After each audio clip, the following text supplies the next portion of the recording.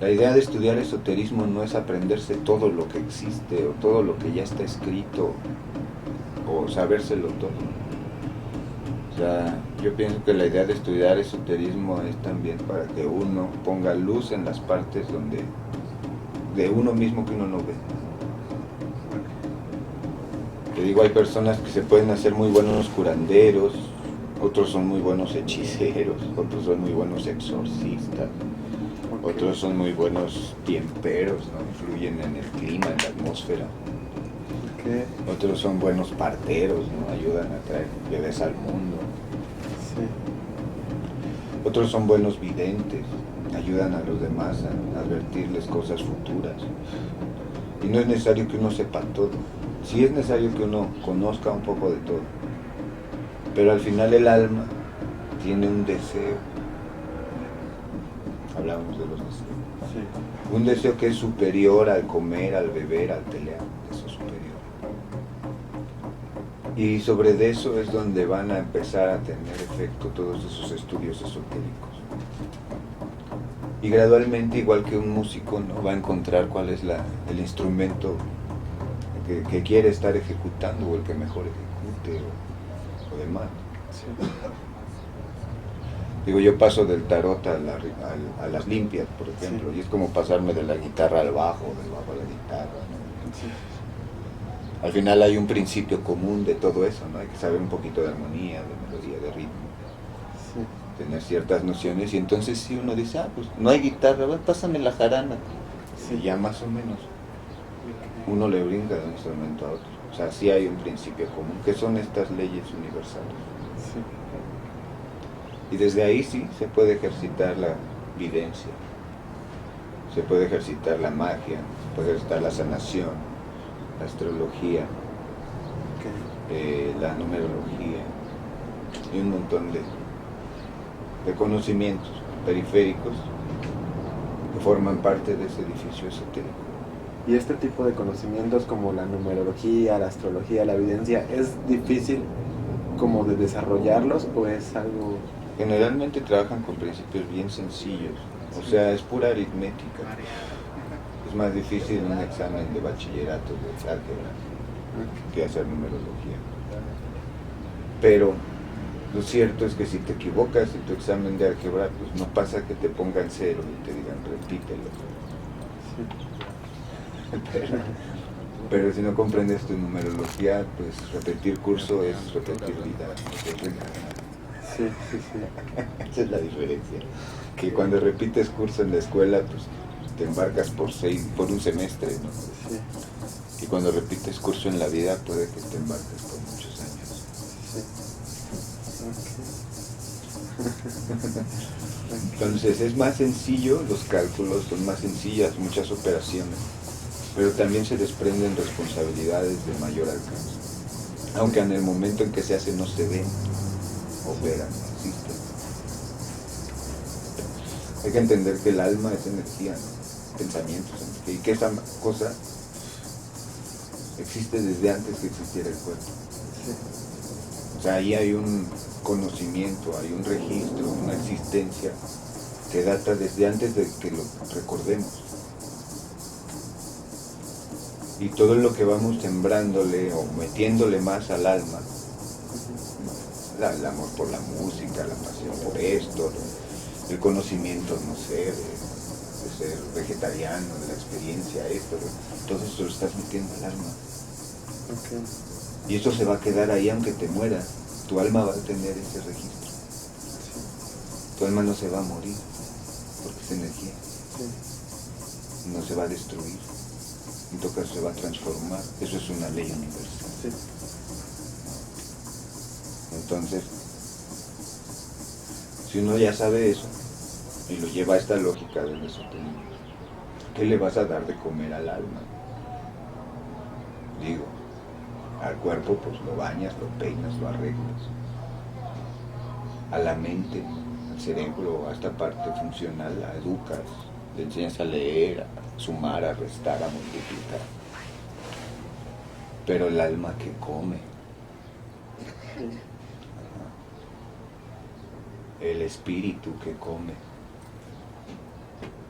no no come lo mismo. Y a veces al no saber uno qué darle de comer, lo empieza a llenar uno con tonterías. Exacto. Pero es natural que en un momento de la vida el ser humano quiera darle de comer a esa parte, porque es también una necesidad. Para unos autores es hasta como un instinto que se desarrolla en algún momento. Sí.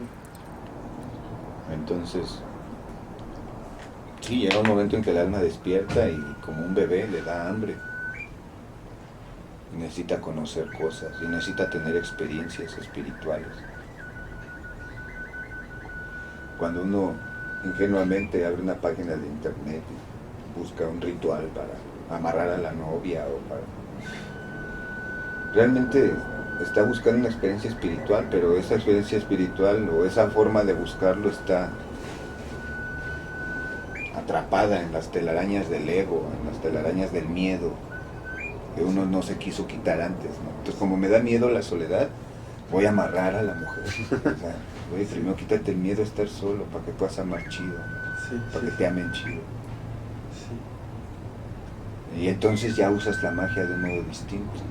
Y te das cuenta que ese montón de libros que tienen mil y un maneras de someter y de hacer que venga hincado pidiéndote, sí. Y esas cosas, o los anuncios que salen ahí de brujo, voy a hacer que regrese tragando mierda de sus manos, sí, ser sí, amado, sí.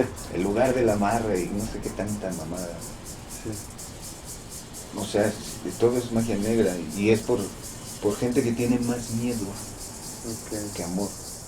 ¿Y esto qué tan, hasta qué punto, qué tan real puede llegar a ser? O sea, si se trabaja bien, sí puede ser muy real, así que traigas a la... O sea, no es mi plan, no planeo para nada hacer eso, pero sí se puede tener una persona así como sometida usando la magia.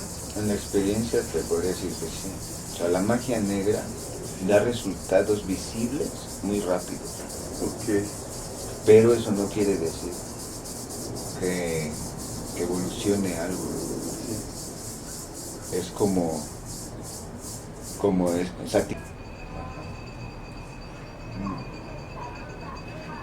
cada cuerpo es un templo y cuando está lleno de miedos o de apegos o de emociones negativas, es como si el templo estuviera apagado, la luz. ¿Te has metido en una iglesia con la luz apagada? Sí, sí, sí. ¿La ñañara? Sí, demasiado. Porque los templos sin luz son tenebrosos, aunque estén decorados, aunque estén bonitos. Sí. Si no hay luz en el templo, es tenebroso.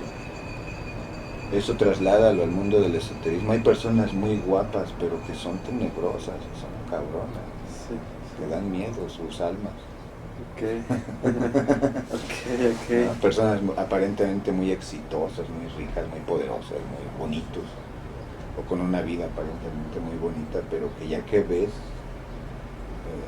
el alma, te das cuenta de lo oscuro, de lo tenebroso de que no hay luz ahí.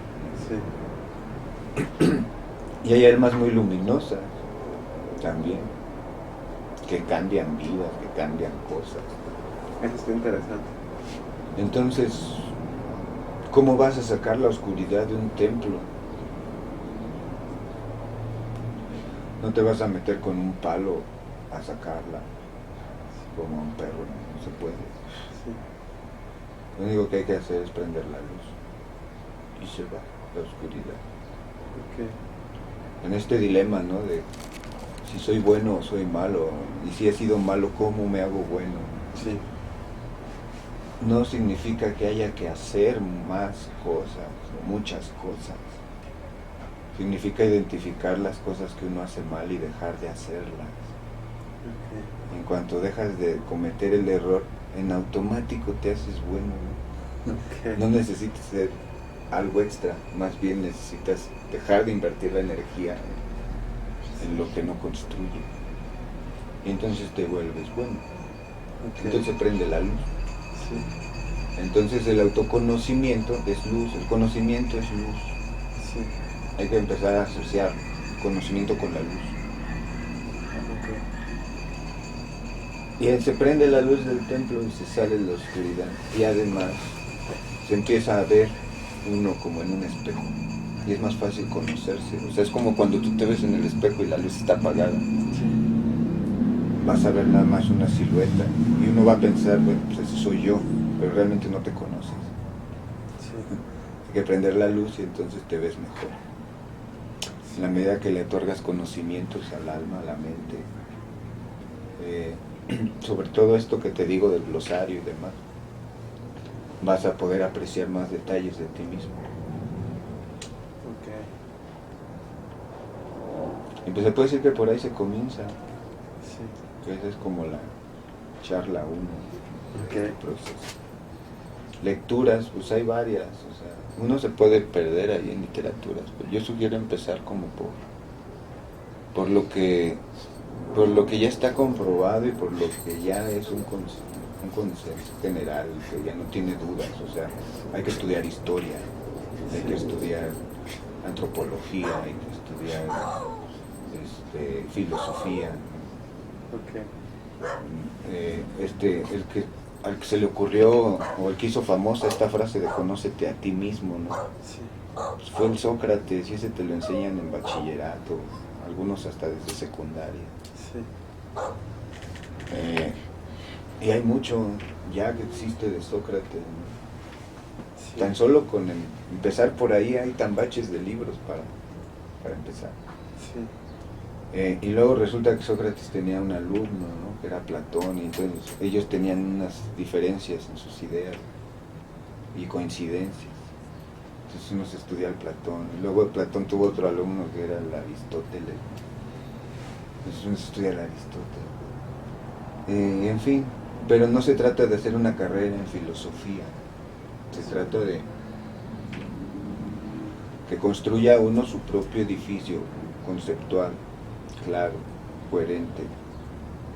A veces va a estar tomado, sí, de un Sócrates, y a veces puede estar tomado de un Slavoj Žižek, que es un filósofo actual, ¿no? Sí. A veces puede estar tomado de un político, de un médico, de un artista.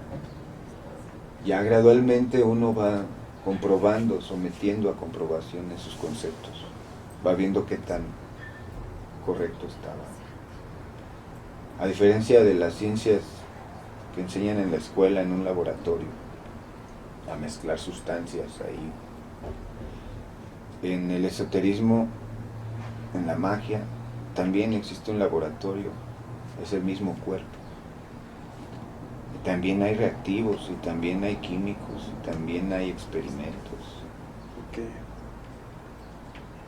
Pero todo eso se vive. A veces se acompaña de pensamientos, a veces de emociones, a veces de sueños, a veces de intuiciones, de sensaciones. Esto de la intuición es un tema como que luego me llama mucho la atención, como ¿cómo se podría explicar todo esto? Pues es parte de todo esto que te decía, no es lo mismo saber que conocer, que elegir, que pensar, que tener conciencia de. La intuición es un sentido también. No tenemos nada más 5 sentidos, tenemos un montón. Y la intuición es uno de ellos. La intuición permite construir, ¿no? unas líneas de tiempo o realidades posibles a partir de lo que se conoce. Es como una deducción. Sí. Y también implica un método. Es como cuando estudias en la escuela te enseñan que hay ciencia con método deductivo e inductivo, ¿no? La intuición es parte del método deductivo del esoterismo. Hay personas más intuitivas que otras. A veces a través de la intuición emergen conocimientos que ya teníamos de otras vidas, pero es otro tema que lo vas a ver. Ok. Y como la intuición es un sentido, se entrena. Así como el músico entrena el oído. Sí. Así como, no sé, el pintor va entrenando su tacto y la precisión del trazo. Sí. Así también el mago puede entrenar su intuición y su telepatía y todo eso. Okay. Y funciona con principios que se han observado, o sea, en la ciencia común, en la ciencia moderna. es finalmente un comportamiento como la luz, como el sonido o como el magnetismo. La energía se mueve en ondas y se propaga así en el espacio. Y así funciona el pensamiento. En el proceso intuitivo también hay pensamiento y hay imaginación. También no es lo mismo razonar. Entonces son varios conceptos que a lo largo de este estudio vas a ir incorporando hasta que se domine. Okay. ¿En qué orden entra todo esto en el laboratorio? Porque cada una de estas palabritas es haz de cuenta que una sustancia en el laboratorio, un elemento químico. ¿Y en qué orden los vas a mezclar? ¿Y en qué orden los vas a mezclar? Pongamos un ejemplo para cerrar, digamos, la clase. Okay. Estás tú llegando a casa y ladra el perro del vecino y te espanta, ladra el perro. ¿Cómo fluye toda esa información adentro de ti? Primero, ibas tú con tu atención puesta en algo que no era ese perro y algo que escapaba a tu atención se manifiesta, ¿no? Y entonces entra a tu cuerpo por los sentidos, entró por el oído, oíste el ladrido. El oído llevó esa señal a tu cerebro. Y entonces el cerebro busca en un registro de recuerdos qué suena, qué es eso. Y entonces descubres que es un perro que está ladrando. Todo eso pasa en fracciones de segundo. Al mismo tiempo que eso sucede, se detona una emoción. ¿No? Okay. Esta emoción puede ser el miedo, porque dices, no sé si el perro está suelto, no sé si está en la calle, como todavía no lo has visto, no lo has oído. No sabes si te va a atacar, entonces uno tiene miedo. Y entonces la atención se concentra, volteas a ver si sí viene sobre ti o no. Okay. Y gradualmente esa emoción va a producir también una conexión con esos recuerdos, con esas memorias, y va a evocar un sentimiento. Al mismo tiempo que eso pasa, tu inteligencia está trabajando, buscando rutas de escape posibles, buscando, no sé, la llave para entrar más rápido a tu casa. O sea, hay varias operaciones que se están dando en la mente al mismo tiempo. Y hay varias sustancias que se están liberando en tu laboratorio al mismo tiempo. Okay. Posteriormente se toma como una conciencia. O sea, ya te das cuenta de es el perro fulanito que está encerrado y que no ha comido y que está ladrando. Sí. Pero el proceso desde que tú oyes el ruido hasta que tomas conciencia activa un montón de procesos en tu memoria, en tu inteligencia, en tu raciocinio, en tu pensamiento, en tu imaginación, en tus emociones, en tus sentimientos, en tu cuerpo, en tus reacciones, en tus movimientos. Todo eso ocurre en 3 segundos. Okay. Ahora, la vida puede durar 60, 70, 80, 100 años. Pues todo lo que ocurre en todo momento, ¿no? Es un torrente de energías, es un torrente de químicos que se están moviendo en ese laboratorio. Es una reacción en cadena de cosas, de las que muchas veces no nos queremos hacer responsables o no nos hacemos responsables porque no sabemos o no nos damos cuenta. O no, simplemente no nos interesa porque estamos pensando en las nalgas, en el alcohol, en la diversión, en el dinero, en el poder. Sí. Y es natural, porque el primer deseo es satisfacer lo animal. Cuando satisfaces lo animal, después desea uno poder. trasciendes el poder deseas conocimiento. Y cuando trasciendes el conocimiento deseas amor. Pero en los primeros peldaños para llegar al amor hay una posibilidad de error muy grande. Entonces uno se puede equivocar muy feo en satisfacer sus deseos o en satisfacer el poder. Al final esto no es una carrera de velocidad, sino de resistencia. De todo el universo de cosas que se pueden conocer, uno va a ir tomando lo que necesita.